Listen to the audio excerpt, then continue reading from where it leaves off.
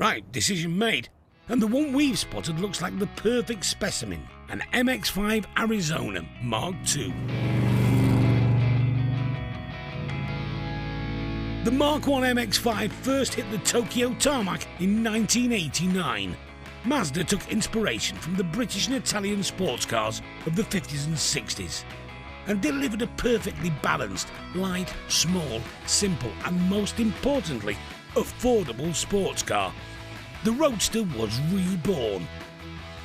Later models junked at the pop-up headlights and the 1.6 engine. These days you even get mod cons like a folding hard roof. But all versions stayed true to that key ingredient, fun. And today the MX-5 is the best-selling two-seater soft top of all time.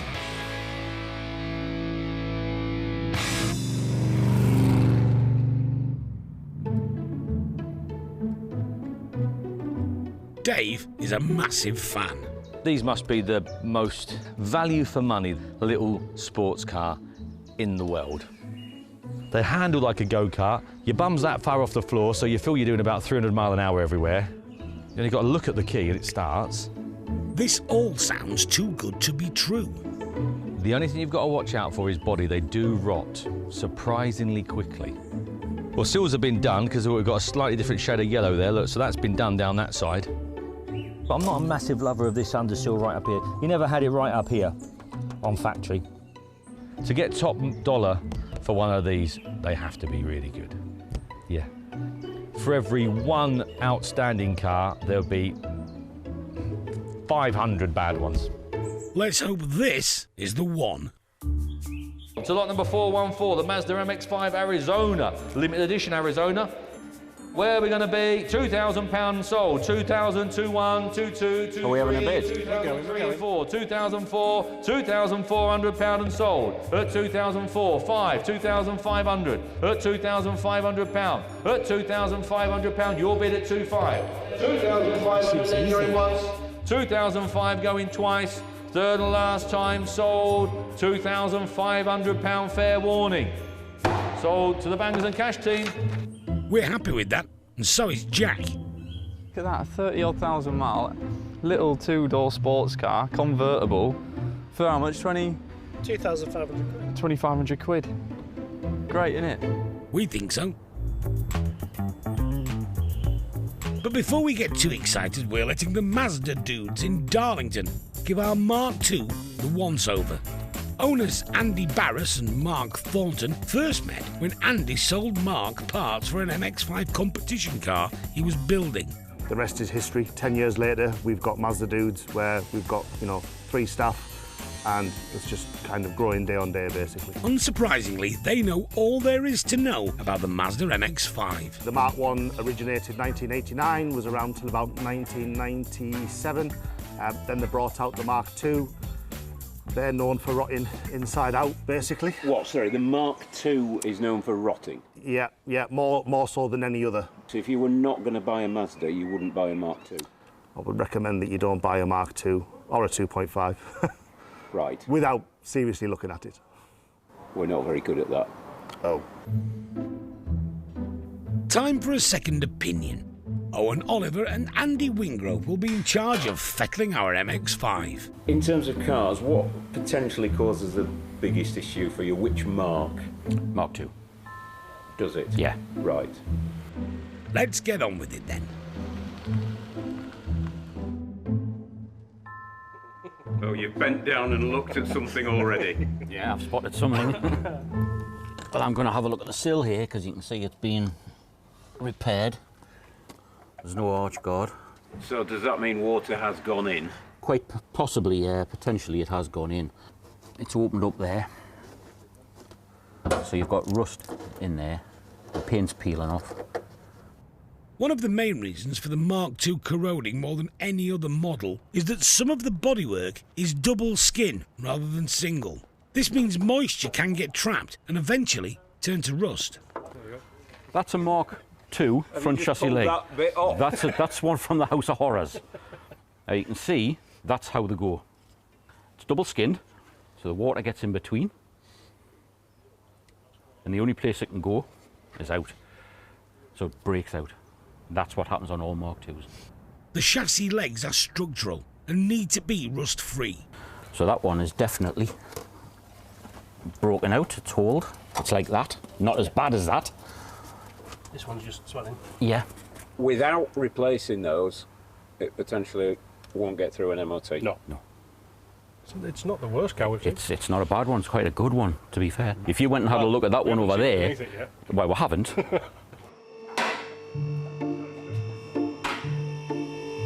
going to need that. I am, potentially.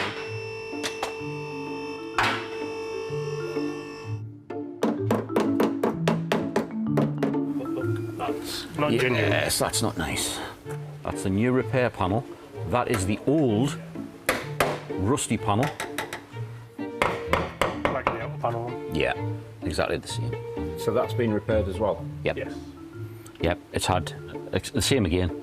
A new quarter fitted over the top of a rusty one. So they've put a new piece over an old rusty piece? Over an old rusty piece, yeah. So it all needs cut out and down back to the basics and start again.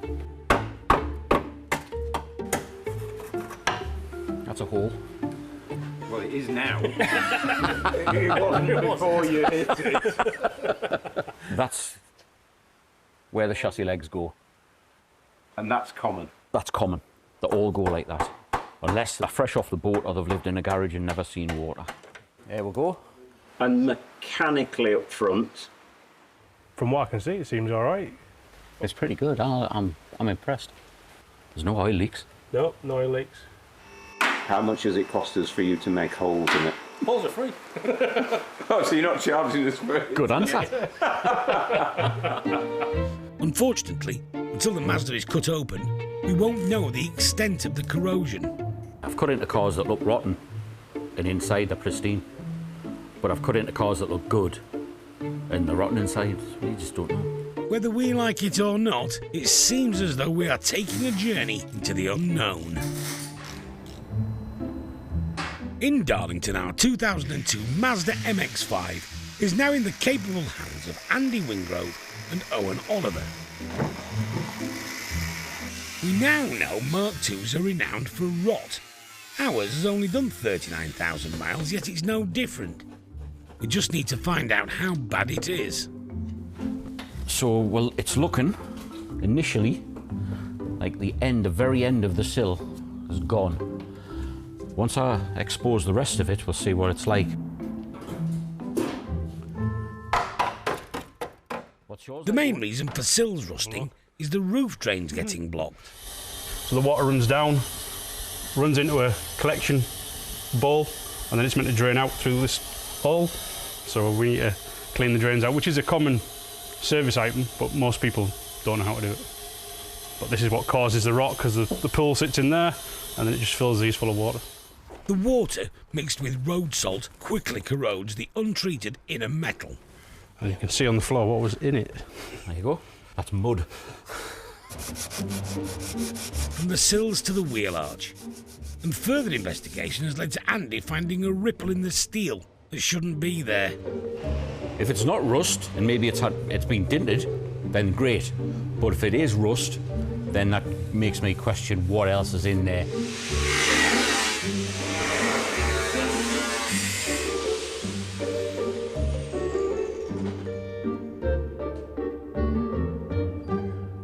Oh, it looks like we are doing a full quarter. I have to do it. I can't leave that like that. If I just patch that, it's just going to come straight back through. Oh, damn. Never mind. Disappointing, but if a job's worth doing, it's worth doing properly. On the rear passenger side, the rust hasn't spread quite so far. So Owen has turned his attention to the chassis legs. We need to pull the front end off. The bumper, radiator, air intake, alternator, anti-roll bar to give access to Andy so he can get to the chassis legs to get them repaired and put the new panels in. This is the top of them here, which doesn't look too bad. A little bit of surface rust, but that's not too bad, but that's not the issue. It's when you look in the wheel arch, it's quite holy. Thankfully, we have some good news. As you can see, I'm test fitting and doing final trimming on the outer quarter. It fits nice at the back. fits perfect around the wheel arch. So we're sorting the rust after we bought the rustiest Mark, but now it turns out we've gone for the worst colour. The colour's great, but in terms of painting it and matching it, it's a nightmare. The only way that really he can guarantee a proper match in the way the paint's got to be applied and that is to do a full shoot on the car, basically. Not what we wanted to hear. Our MX-5 Arizona is now in the capable hands of Neil Sowells.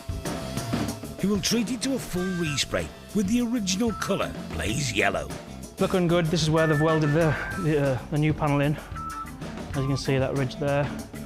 We've got to fill over this, get it all smooth and get the shape, the curves right. Fewer than 300 1.8 litre Arizonas were ever sold in blaze yellow, so it's important the original colour stays true. There's a few little chips there, lower, little marks where it's probably hit a curb. The main bit on this bumper is just the colour fade, where the number plate's been and the badge. We'll have to sand that back down and probably prime that area. But other than that, it's generally in a good condition. It's all about preparation. The old adage, by failing to prepare, you're preparing to fail, has never been so true. Sometimes you do notice there might be like a little pin mark in the filler that you've missed, or you just need to make sure you've got all that before you actually come to paint it, because once you've started painting, there's not much you can do after that unless you start all over again. After a full week of prep, Neil is happy, so it's time to spray. 3-stage colours, so it's got a ground coat, it's got a tinted mid-base coat, then the lacquer over the top. Basically, we paint the whole thing so there's no colour difference from panel to panel. It's look amazing. While we leave our paint to dry, Mark Mancher is enjoying his Mark III MX-5 on the highways and byways of East Yorkshire. It feels absolutely amazing. It is just a perfect, fun little car, manual. It's almost as if you're in one with the car. That's as cliche as it gets, but that's what it feels like to me. It's just so well balanced. I don't know how else to describe it, but it's just a perfect little car for the B roads. Mark bought his crash-damaged Mazda at auction for £1,450. This is my first time I have ever rebuilt a car. I'm literally just a garage guy who likes tinkering and playing around with cars. You forget all of the hours and hours of working on the car and just seeing the car back on the road. And it's an amazing feeling, to be honest. So overall, it was difficult, but it's quite an enjoyable process, I would say. And definitely worth it. Mark's restoration only cost him £1.5 grand, which proves it is possible to save one of these without overspending. With our MX-5 back at the garage, we're nearly done. Not a spot of rust to be seen. In some aspects, this Arizona is better than ever. There's more protection than there was when it came out of the factory, so hopefully it's good for a long time now. Somebody's going to get a really nice car. Probably cheap as well. Yeah. All the rust's been chopped out and replaced. It's been fully under-sealed. The brakes have been gone through. Springs on the back have been done. It's fully waxed. Respray. Valet. What more can you ask for? An exhaust? Andy forgot to put the exhaust on, so there's that's to do. And that is it. That's the final touch. Shiny item down there that's standing next to the rusty one that came off the car. That's what's going on now. A genuine Mazda recycled exhaust, no less. There we go. Finito. Done. Yeah, I'm happy with it. I think we all love that car. We all think it's nice. The original purchase price, including tax and commission, was £2,725. Parts and materials was £1,212.